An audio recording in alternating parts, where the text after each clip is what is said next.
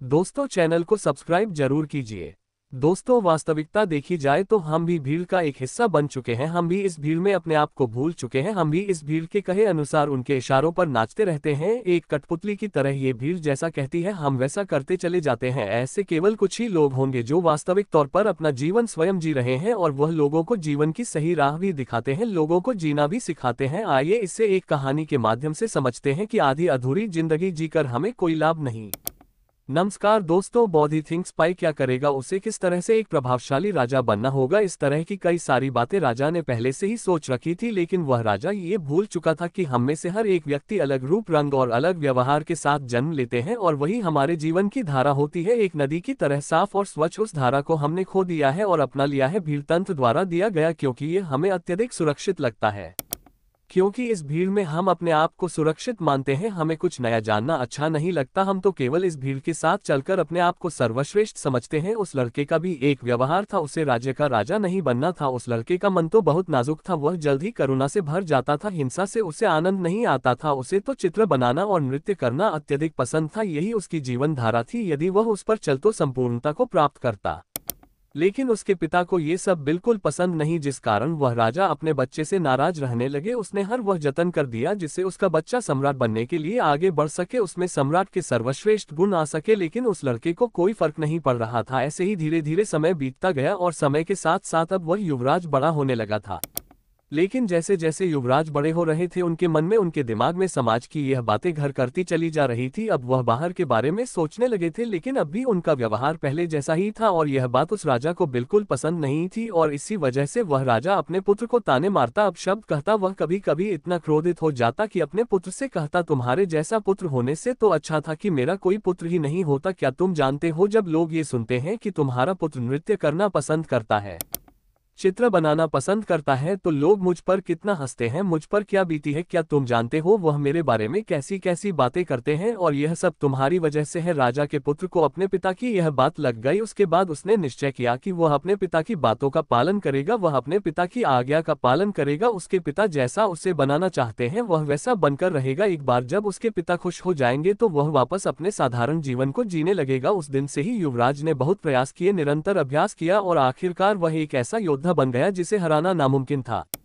उसने कई ऐसी लड़ाइयां लड़ी जिन्हें जीतना नामुमकिन था, लेकिन वह अपने पराक्रम के दम पर विजय हुआ। और जब भी वह विजय होकर वापस अपने महल लौटता तो उसे यही लगता कि अब तो उसके पिता उससे अत्यधिक प्रसन्न हो जाएंगे। लेकिन हर बार जब वह विजय होकर घर लौटता तो उसके पिता उससे केवल एक ही बात कहते, बेटा तुम्हें तो अभी और सीखना है, अभी तुम पूर्ण रूप से एक योद्धा नहीं बने हो। और इसी वजह से वह अपने पिता की नजरों में पूरा बनने के लिए दिन रात मेहनत करता, अपनी पूरी ताकत लगा देता। लेकिन ऐसा समय कभी नहीं आया जिससे राजा को अपने बेटे पर गर्व हो। और धीरे धीरे वह पुत्र अपने आप को भुला चुका था कि वह क्या है और वह क्या करना चाहता है। धीरे धीरे उसके अंदर की करुणा क्रूरता बन चुकी थी। दोस्तों हमारे साथ भी हमारे जीवन में कुछ ऐसा ही होता है, लोगों की परवाह करते करते, जिम्मेदारियां निभाते निभाते हम अपने आप को ही भूल जाते हैं और एक ऐसी जिंदगी को अपना ले जो हमारी है ही नहीं। लेकिन सबसे खुशकिस्मत तो वह लोग होते हैं जो सही मायने में अपना जीवन जीते हैं, वह वही कर हैं जो वह करना चाहते हैं। एक दिन की बात है, वह युवराज अपने राज्य में भ्रमण कर रहा था कि तभी उसकी नजर एक युवती पर पड़ी और वह युवती अत्यधिक सुंदर थी,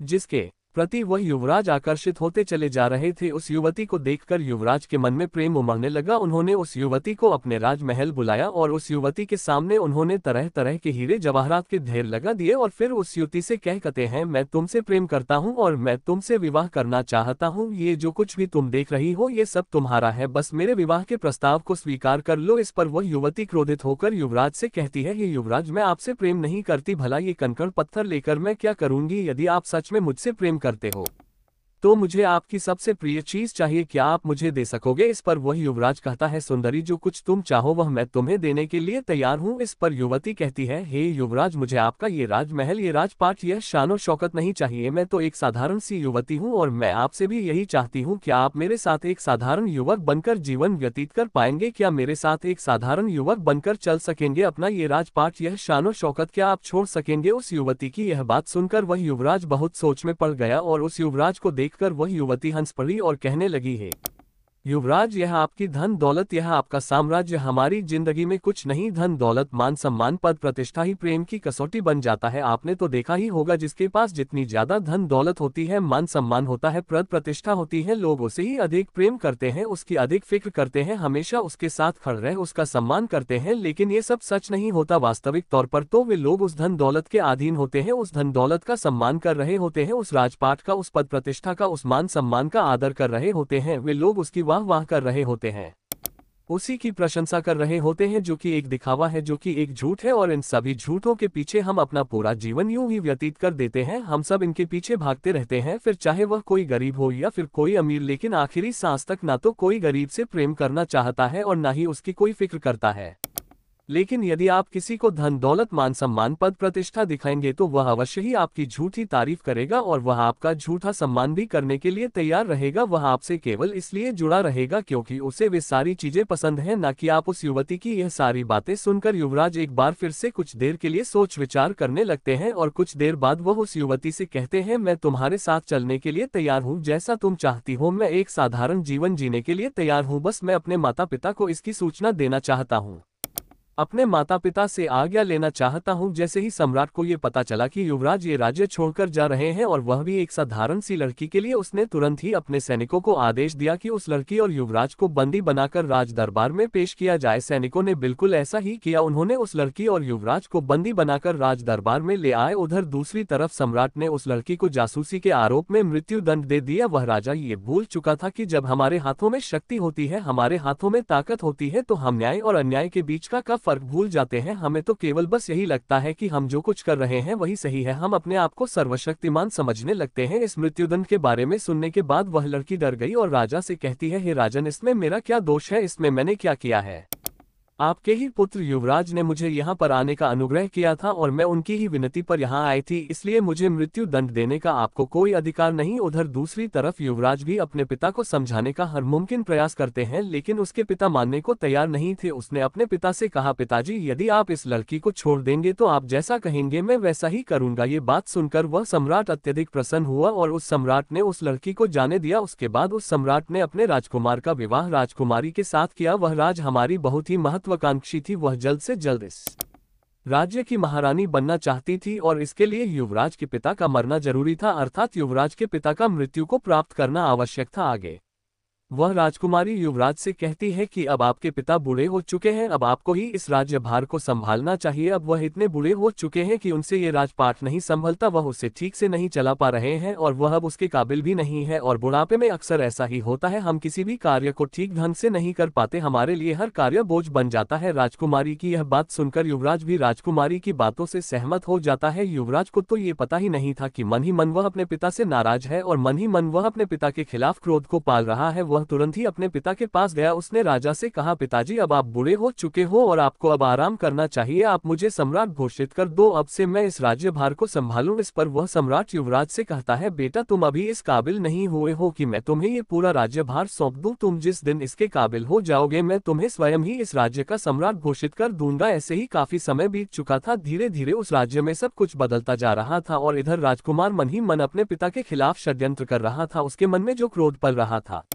वह अब एक चिंगारी से आग का रूप ले चुका था। वह मन ही मन अपने पिता का दुश्मन बन चुका था। इधर राजकुमारी ने राजकुमार के पिता को रास्ते से हटाने का एक उपाय बनाया। उस समय पड़ोसी राज्य ने इस राज्य पर आक्रमण किया था और इसी युद्ध के दौरान वह राजकुमारी चाहती थी कि सम्राट मृत्यु को प्राप्त हो जाए। इस युद्ध के दौरान राजकुमारी ने कुछ ऐसा उपाय किया था कि जब सम्राट अकेले पड़ जाए तब पीछे से उस पर वार किया जाए। दूसरे ही दिन पड़ोसी राजा ने आक्रमण कर दिया। राजा बहादुर से दूसरे से लड़ रहा था, लेकिन युद्ध के दौरान ठीक इसका उल्टा हो गया। राजा की जगह पर वही युवराज दुश्मनों के बीच फंस गया था और जब सम्राट ने ये देखा तो वह अपने पुत्र को बचाने के लिए घोड़े पर सवार वह पुत्र की ओर आगे बढ़े। इस दौरान युवराज ने सोचा कि यही सबसे सही मौका है, मैं अपने पिता के पीछे से पार कर देता हूं और पूरा राज्य फिर मेरा होगा। जैसे ही युवराज ये सोच रहा था तभी पीछे से एक दुश्मन ने युवराज पर वार किया, लेकिन तभी सम्राट ने उस वार को अपनी छाती पर ले लिया। वह तलवार सम्राट के सीने को चीरती हुई आर पार हो गई और सम्राट जमीन पर गिर गया। ये देखकर युवराज के हाथों से तलवार छूट गई। उसने तुरंत ही अपने पिता को अपने हाथों से घोड़े पर उठाया और वहां से निकल गया। रास्ते में सम्राट ने अपने बेटे से कहा, बेटा, अब तुम काबिल हो चुके हो और मैं तुम्हें इस राज्य का सम्राट घोषित करता हूं, जाओ और अपने राज्य को बचा लो। इस राज्य को तुम्हारी जरूरत है, तुम जैसे वीर योद्धा पर मुझे गर्व है।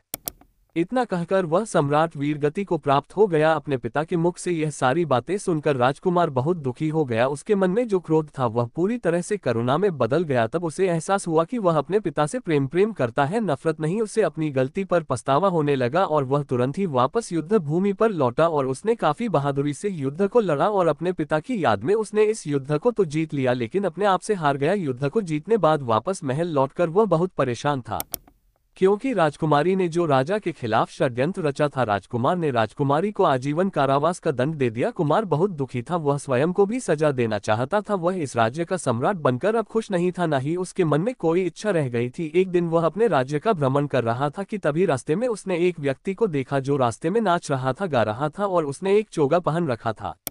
ये देखकर युवराज उस व्यक्ति के पास गया और उस व्यक्ति से कहने लगा, आप कौन है और नाच क्यों रहे हो? इस पर वह व्यक्ति कहता है, मैं कौन हूँ यही तो मैं जानना चाहता हूँ, मुझे नहीं पता कि मैं कौन हूँ, क्या मैं तुम्हें जानता हूँ, तुम कौन हो? इस पर वह युवराज कहता है, मैं इस राज्य का सम्राट हूँ। इस पर वह व्यक्ति कहता है, मुझे भी ऐसा ही लगता था कि मैं इस राज्य का सम्राट हूँ, लेकिन बाद में पता चला कि मुझसे बड़ा भिखारी तो और कोई नहीं है। इस पर युवराज कहता है, आप समझ नहीं रहे, मैं वास्तविक तौर पर इस राज्य का सम्राट ही हूँ। इस पर वह व्यक्ति कहता है, हाँ मैं जानता हूँ कि इस राज्य के सम्राट तुम हो, लेकिन कभी इस राज्य का सम्राट मैं भी था और मैंने ही अपने हाथों तुम्हारे पिता को ये राज्य सौंपा था और तुम्हारे पिता मेरे सेनापति हुआ करते थे और तुम्हें और तुम्हारे पिता को ये तक नहीं पता होगा कि जिस लड़की के लिए तुमने अपना घर बाहर छोड़ना चाहा था, जिस लड़की को तुम्हारे पिता ने मृत्युदंड देना चाहा था, वह पुत्री मेरी ही है। ये सुन वह युवराज उस व्यक्ति के चरणों में गिर पड़ा और कहने लगा, मैंने अपने पिता से आपके बारे में बहुत कुछ सुना है, अब आप ही मुझे बताएं कि मैं आगे क्या करूं। मुझे अब इस राज्य में कोई मन नहीं है और न ही मैं कोई सम्राट बनना चाहता हूं। इस पर वह व्यक्ति उस सम्राट के हाथों को पकड़ लेता है और उसे एक ऐसी जगह ले जाता है जहां पर एक विशाल वृक्ष था। उस वृक्ष की ओर इशारा करते हुए वह व्यक्ति सम्राट से कहता है, बेटा उस वृक्ष को देखो, इस वृक्ष की तरह सम्राट बनो। इस वृक्ष पर कई तरह के प्राणी वास करते हैं, लेकिन यह वृक्ष कभी उन्हें हटाता नहीं है, बल्कि उनका ख्याल रखता है,